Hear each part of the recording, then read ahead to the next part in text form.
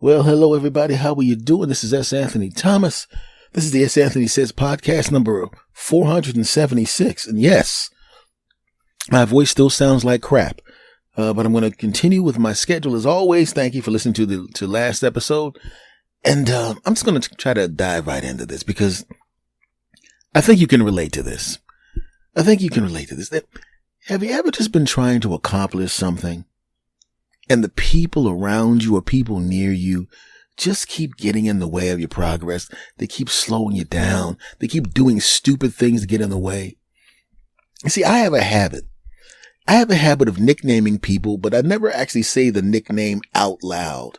I have a nickname for people in my mind, right? Whatever the characteristic that you have that I either love or hate somehow becomes part of your name in my mind. Right? Like if I know your name is Jimmy and I know you to be a good dude, such a good dude that it's a characteristic that is outstanding in my mind, I go, hey, there's Jimmy Good Dude. I don't call him Jimmy Good Dude outside of my face, but inside of my mind, I call him Jimmy Good Dude, right? Say Bobby is an a-hole, right? I don't call him Bobby a-hole. I call him Bobby if I see him, but in my mind, I call him Bobby a-hole. That's just the way it is. For those of you who've been listening to my podcast a lot over the past decade or so, you know that I tend to do that. I did some episodes, very popular episodes called Granny's Sweet Butt. I never actually called her Granny Sweet Butt outside of my face, but in my mind, I called her Granny Sweet Butt. I'm not going to go through the whole thing because that's several episodes of the podcast. Just go look up those episodes and I hope you enjoy them like everybody else has. But here's the groove. The reason I called her Granny Sweet Butt was because I was going to the supermarket and there were these two young guys kind of following this lady around, right? And they was marveling over how spectacular her body is, particularly her bottom, her buttocks, her ass, right? And they were like drooling, giggling. And these are grown men, like 20, 21 years old, somewhere around there, giggling, right? But they couldn't get a good look at her because they was trying to look at her and not be seen and caught looking at her. But what they did do was eventually she turned around and they realized that even though she had the body that made them think she was about 25, she was literally almost 50 years older than that. She had the body of a 25-year-old, but she was actually old enough to be their grandmother. And it kind of ruined their day, right? And when I found out who they were looking at, I was like, wow, I can see what they're talking about. And in my mind, I said, she's like a grandmother, right? But she does have a sweet butt, as they were saying. So in my mind, because they were talking about her, quote, sweet butt, and she did look like a grandmother in the face area, because she was one, she just took really incredible care of herself and had fantastic genetics. In my mind, I called her Granny Sweet Butt every time I saw her. I didn't say it, but it was in my mind. And that's one of the things I always do, is I do that all the time. Now, the reason I gave you that little bit of information was because I wanted you to understand what's going on. Everybody, anytime you get, like I said, people that get in the way, I always call them the InTheWays. It's almost like it's their last name. Like, oh, here comes Frank in the way. Here comes Susan in the way. Here comes Bill in the way. Those are the people that get in the way and block you. Right? Say you're trying to lose some weight. And you got a nice little groove going. You've been eating good for 2 weeks and then your friend comes along and he decides to start eating quadruple cheesecake right in your face. Hey man, I can't eat all this. I didn't touch this part. Do you want it? And he knows you want it, right? But he's not paying attention to the fact that you got 2 weeks of good eating. And if you bite into this cheesecake, man, it's either going to be really, really difficult to stay on the right track or you're going to fall off the track. And the whole night, you're looking at that slice of cheesecake sitting there, right? Everybody else is talking and you're pretending to have a conversation with them, but you're not listening to them. You're not talking to them. Only thing you're doing is hearing your mind go, eat that cheesecake, boy. Come on. You ate good for 2 weeks. One gigantic piece of cheesecake. That's not going to hurt anything. Go ahead, eat that cheesecake. Now, I don't know whether you can fight off that thought or not, but it just put a big damper on everything. He was in the way. You were on the right track, and he put this piece of cheesecake in the way. He's in the way. There's a lot of people that are in the ways. The first in the ways in your life were your parents or your siblings, right? If they were your siblings, they're the ones that always, you know how siblings have to always torture you. Y'all just got to torture your brother or your sister. You have to do it. It's part of the contract when you're born. You have to torture your siblings while you're younger. Heck, you have to torture your siblings while you're older, because I still torture my siblings, and my siblings still torture me, and most of us are middle-aged or approaching it. Even the younger ones that totally torture each other, because that's our job. Right? But when you were a kid, he's eating cookies.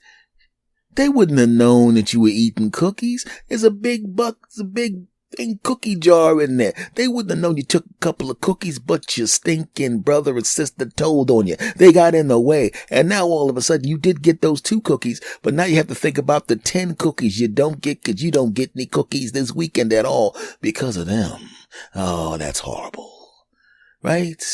Maybe you're sitting there, you're about to make a phone call, you're trying to get up the courage to call that person you've been wanting to date for a long period of time. You finally got the phone number, you're trying to get up the courage. You literally just need to be left alone. It's kind of a momentum sometimes. You know what I mean? When you have to get yourself in the right mindset, and you got to get the momentum going. You got to get the positive self-talk going. You got to get everything rolling. You got to get everything rolling. You have to get everything rolling because you have to do whatever it takes to get the momentum together to make the phone call to that person you've been dreaming about dating. You want them to be your boyfriend or your girlfriend. You want it badly, and you just want to know. And right around when you're about to make that phone call, your brother or your sister picks up the phone and starts talking about nothing in particular. Right? You go to your parents. I was about to make the phone call. Well, you weren't on the phone, Johnny. And she's on the phone, or he's on the phone now. And you know the rule. If the person gets on the phone, they get an hour to talk, and then an hour from now, you can use the phone. And you're sitting there, right? And now you're sitting there being really angry at your sibling who's not even talking about anything particular. They're literally watching a TV program with the person they're on the phone with and not even saying anything. Maybe occasionally they'll go, did you just see that? But they could have done that at any time. But no, they got to do this now. They don't even really like that show too much. And they're looking at you, and you know they're looking at you like, ha ha ha ha, too bad, punk. They don't even know what they ruined for you. But they know they ruined something. And that's what their job is as a sibling, to get in the way. Right? But the original in the ways have always been your parents. And they have to get in the way because they have to protect you from doing dumb stuff. When you were a kid and you wanted to ride a box top down, the top of a box, you tried to make a little car out of it, and you wanted to slide down the steps, you were thinking that your parents are the worst people in the world, and really they're basically keeping you from a broken arm and a concussion because you're sliding down metal steps with metal handrails, and if you bounce off them, you're going to wind up in the hospital because you're young and stupid, but you don't want to hear that crap. You're mad at your parents. They don't want me to have any fun. No, they don't want you to have a concussion, right? When you were a little kid, you're trying to stick things into the electric socket, and they take their hands away and they put the little plugs in the electric socket. They don't want me to have any fun. No, they don't want they don't want the electricity to arc and kill you. That's what it is, you little idiot. Right?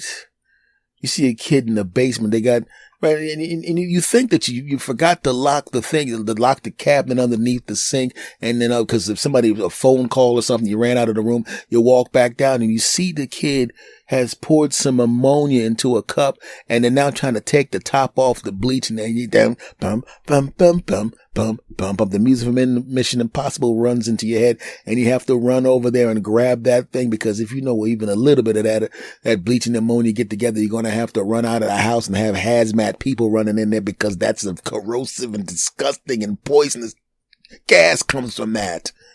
Man, I was just trying to do some experiments, man.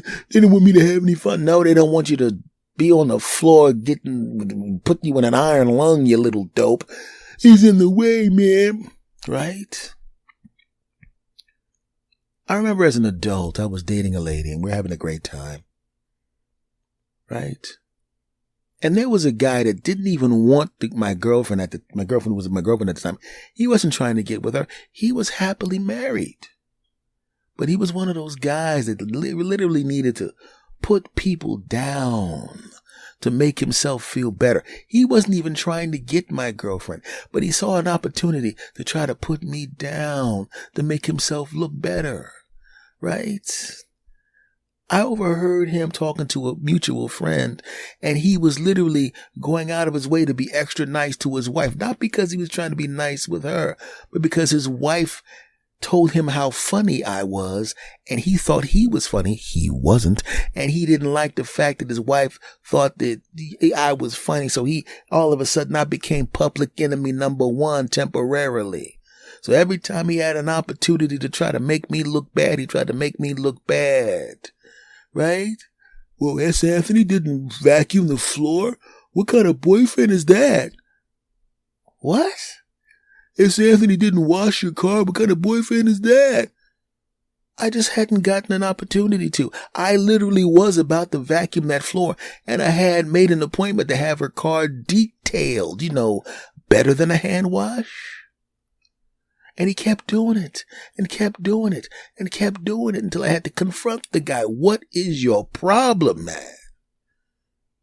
Because he kept getting in the way, and there was no reason for that. Do you have people like that? Do you have people that are always in the way? I know. It sounds like I'm being nitpicky, but I'm really not. There are people who will do that to you on a regular basis. I had a neighbor. This is back. Right now I have unlimited high-speed internet in my house, and I have it on the phone too, right? Because nowadays everything has to be pretty much unlimited because of the size of the files. If you're on YouTube, you better have unlimited. Of course, I have 2 podcasts and a bunch of YouTube channels and all that kind of stuff. So I have no choice. I have to do unlimited. But back then I wasn't in the house that much. I wasn't home that much. So why would I pay for unlimited if I didn't have to? What am I paying for internet that I'm not using? Hell no. So I didn't have unlimited. I had a certain amount. But my neighbor got a hold of my Wi-Fi. Yeah. And he started using it. And like I said, at the time I paid for a certain amount of internet to try to save some money, a certain amount of internet. And every time I came back, I was like, I didn't use it. And the internet companies are going to be like, sure you didn't. Right? So one day I came home early. And if you look into your system, you can see someone is currently using your stuff. So I shut it down. And I didn't know which one of my neighbors was doing it. Couldn't tell. Because this guy was or gal, I didn't know at the point, was in the way because when I went back to use my internet, all of a sudden it started costing me more money because somebody was using my internet. And it wasn't me.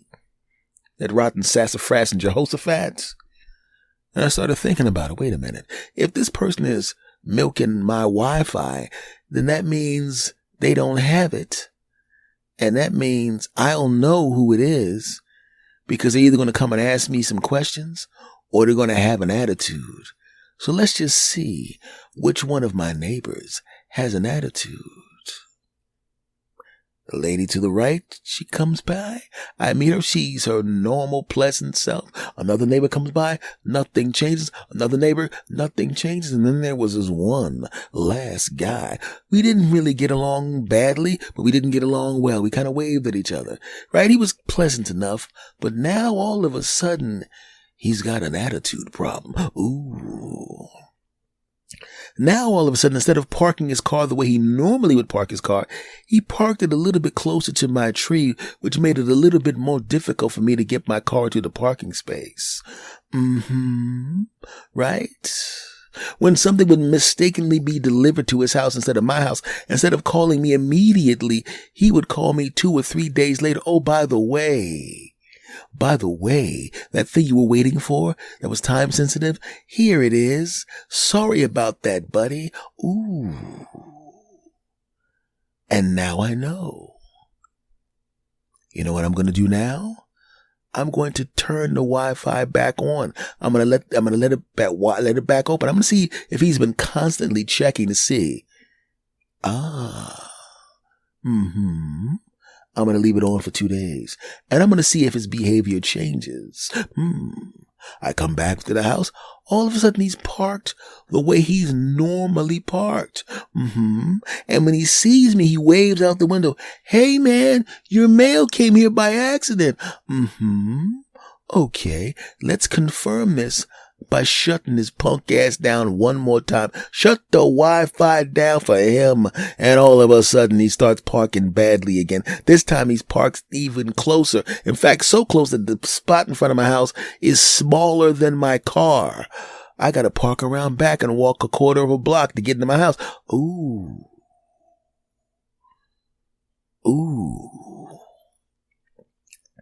But this time, the mail person leaves his mail at my house. Ooh, third notice. You know what comes after the third notice? You notice somebody in the back of your house cutting off your electricity. And if he doesn't have electricity, well, he won't need Wi-Fi if his electricity is off. Am I petty enough to not give this man his letter until after his electricity is off? Because I lost track. Oh, I didn't realize this was Am I petty enough to do that? Well, the answer to that is, of course, no. I give him his letter back. And then I start a conversation with him. Hey, man, you know what? Somebody's been getting into my Wi-Fi, man. Really? Yeah, man. I mean, it really wouldn't be that big of a deal in the grand scheme of things if I didn't have, limited data. But I mean, I have limited data. I can't afford to pay for unlimited data, which was true at the time. And, I had to shut it down because they were, and also if the person does something weird or they go on some weird websites or look at some weird crap, people are going to think it's me, because it's going to be my IP address. So, I mean, I really had no choice. And I see the guilt on his face because he didn't consider that. He just was thinking about the fact that he wanted what he wanted at the time. He was in my way because he was costing me money. He was in the way because he was opening me up to people. Maybe if he was going to someplace weird, making people think that I'm going someplace weird on the internet. Right? And I saw the guilt on his face. Ooh. And he couldn't even look at me. He was pretending like he was reading the letter, but the letter was backwards. He was looking at the back of an envelope. I don't know what you're reading on the back of an envelope is what I'm thinking. And then I remembered to tell him, I said, you know what's really cool though? I'm just glad I was able to get the deal I had with Wi-Fi. You know, the funny thing about it is I have a referral, right? If I gave a referral to somebody, they get half off because I've been a long time customer. They get half off for a year. Really? Yeah. But you probably don't need that. You know what? I think I might do that. Yeah. Could you give me a referral? Sure. I can give you a referral. Yeah. So I gave his punk ass a referral. And his punk ass got his own Wi-Fi with his punk ass. And all of a sudden, he was Captain Pleasant again. He was no longer Jimmy in the way. He was now Jimmy Cool Now. And I like Jimmy Cool Now much more than I like Jimmy in the way. Jimmy Wi-Fi Stealer. Jimmy Can't Park. Jimmy Mail Holder. You see, those were the nicknames I had for his punk ass. But you have to ask yourself a question. If you have an opportunity to get rid of the people that are in the way, do you do it or do you just tolerate their behavior? Me personally, usually when I see that the person is going to be the kind of person that's going to be in the way all the time, I tend to get rid of them if I can. As it turns out, some time has passed and I no longer live anywhere near this person. But I'm wondering if he is in the way of whoever is living next to him. Something tells me he is. But I wonder.